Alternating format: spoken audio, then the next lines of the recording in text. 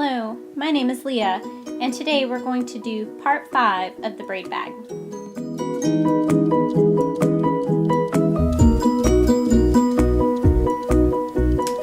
Now it's time for us to place the outer shell inside the lining, placing the right sides together. Take the outer shell and turn it right side out. Let the braid strap fall below the bag. Right sides together, insert the outer shell into the lining, just like this. Pull the strap through the lining opening at the bottom of the bag. Tuck the outer shell completely into the lining.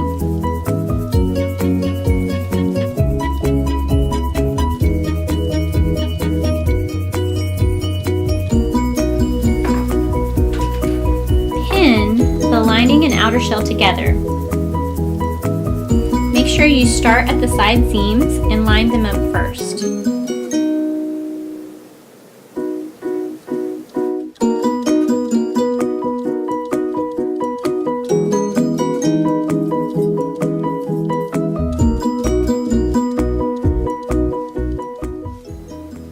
Pin the lining and outer shell together along both sides. If you notice that the outer shell is larger than the lining, then you need to go back and sew along the outer shell side seams to make it fit in place. If the two don't match, don't force it because you'll have a little bit of a bunch at the top of your bag and you don't want that.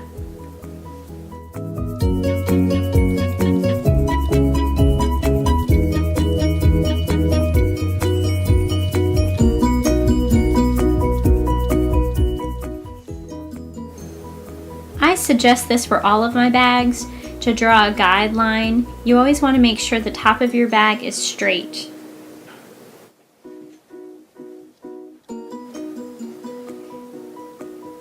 Now we're going to sew around the top of the bag using a 1/2 inch seam allowance.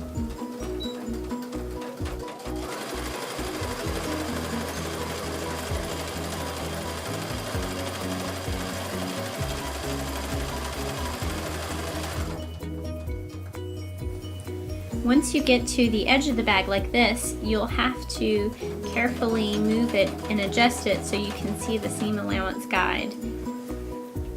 You want to continue it all the way through and to the opposite side of the bag.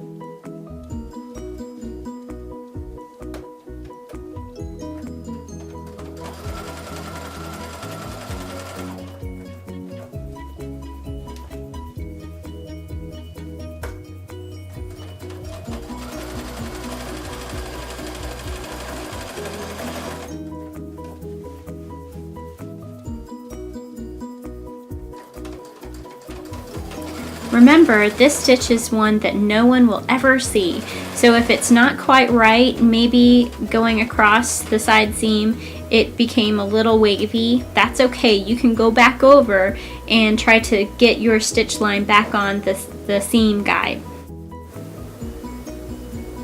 Cut off the excess fabric, approximately 1/4 inch.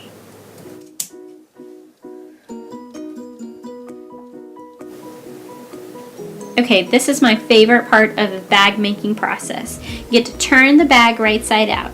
So first we're just going to take all of the braid and push it out through this lining opening. And then we have to go back in and get some of the outer shell. It doesn't really look very pretty.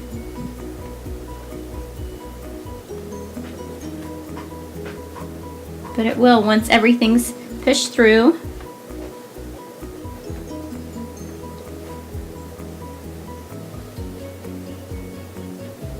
You want to go ahead and actually open up the lining too, so that you can get all of the little nooks and crannies and places that need to be pushed out ready to use.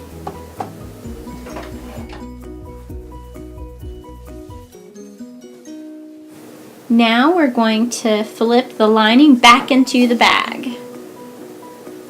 This is where you really get to see what the shape and the contour of the bag is going to look like.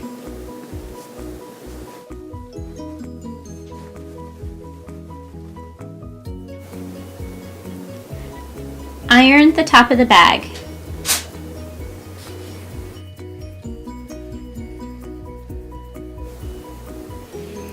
Make sure that you're really careful about ironing. You want to always use a nice clean iron. If you find that your iron gets gook from the fusible fleece or interfacing that you use, I've always found that Mr. Clean, those little sponges work really well on getting all that gooky stuff off of your iron. You'll notice I'm also ironing the edges and the seam of the bag here.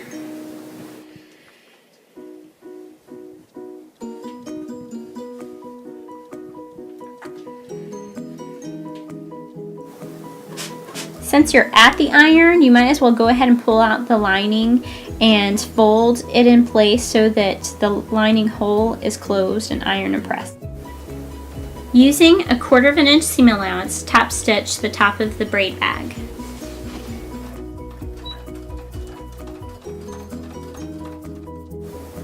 Join us at sewspoiled.blogspot.com.